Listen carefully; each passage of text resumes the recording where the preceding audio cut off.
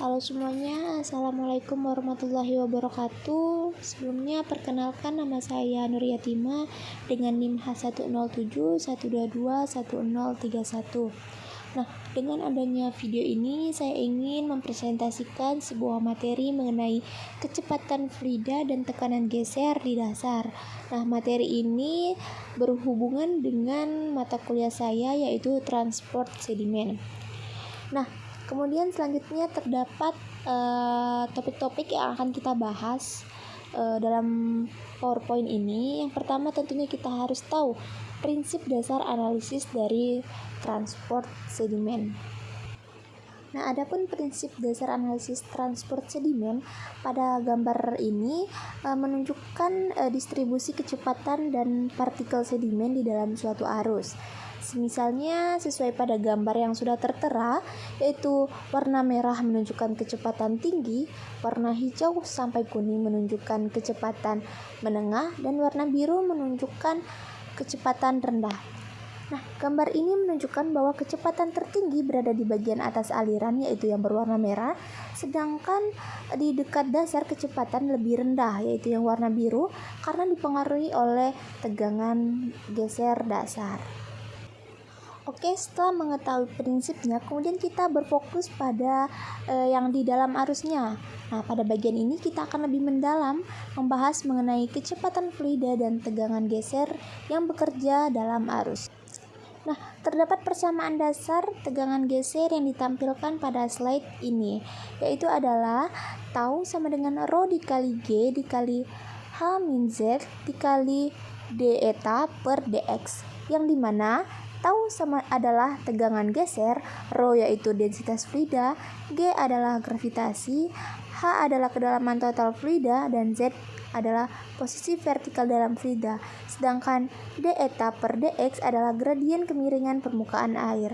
Nah, diagram di sampingnya menunjukkan elemen fluida dengan panah gaya yang bekerja, yaitu panah horizontal menunjukkan tegangan geser akibat aliran dan panah vertikal menunjukkan gaya berat fluida.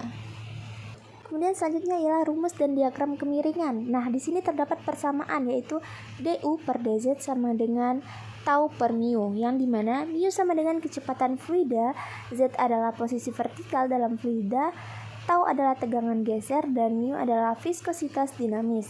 Nah, diagram segitiga miring menggambarkan kemiringan dasar sungai atau saluran yang mempengaruhi distribusi kecepatan dan tegangan geser.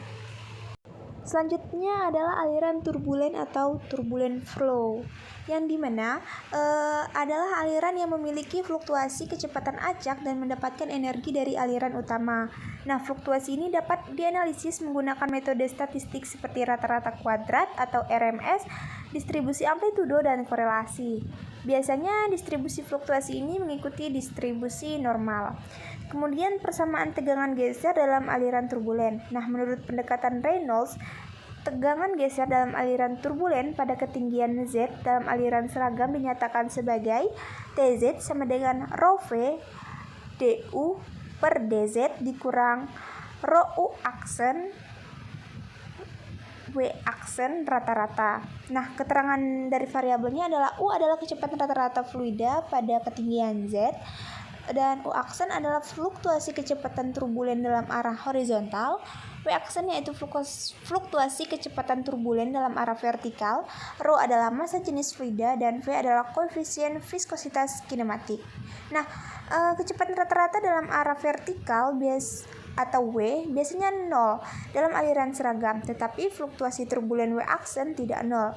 Oleh karena itu, tegangan geser turbulen tidak sama dengan 0 karena adanya interaksi antara fluktuasi kecepatan dalam arah horizontal dan vertikal.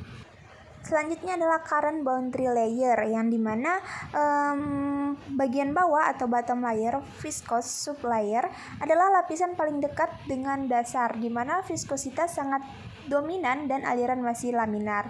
Kemudian transition layer, yaitu lapisan peralihan antara viskositas dominan dan turbulensi mulai berkembang. Selanjutnya turbulent logarithmic layer, yaitu kecepatan fluida meningkat secara logaritmik dan aliran menjadi lebih turbulen. Nah, bagian atas ada atau outlier, yaitu turbulent outlier, yang dimana lapisan paling atas yang dapat mempengaruhi oleh turbulence dengan fluktuasi kecepatan yang besar. Selanjutnya, grafik yang di sebelah kanan menunjukkan profil kecepatan fluida yang meningkat dari dasar ke permukaan atau disebut U.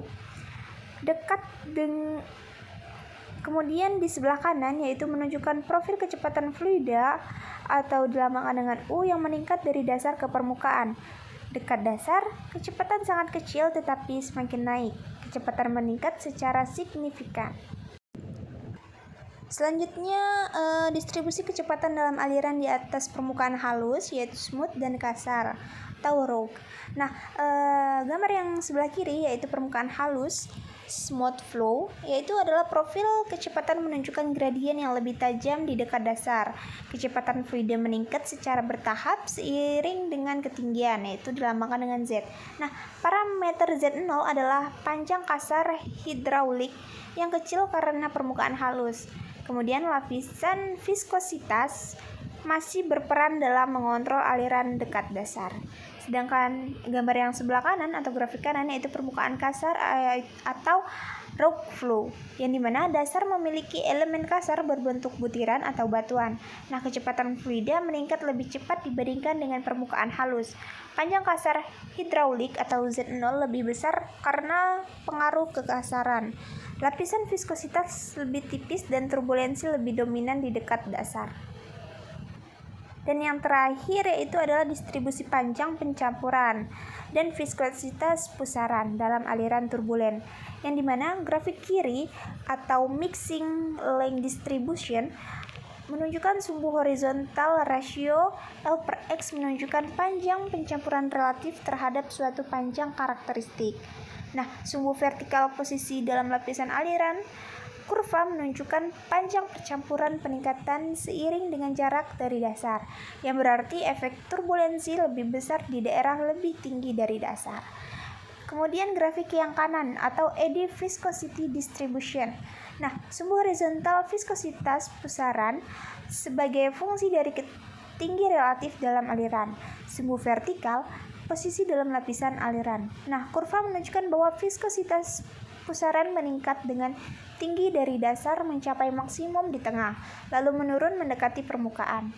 Ini berarti aliran lebih turbulen di tengah lapisan, sementara efek viskos lebih domain dekat dasar dan permukaan. Baik, sekian pemaparan yang dapat saya sampaikan. Semoga teman-teman dapat dimengerti. Jika ada pertanyaan atau sesuatu yang kurang jelas, bisa ditanyakan di kolom komentar. Sekian dari saya. Wassalamualaikum warahmatullahi wabarakatuh. Bye bye.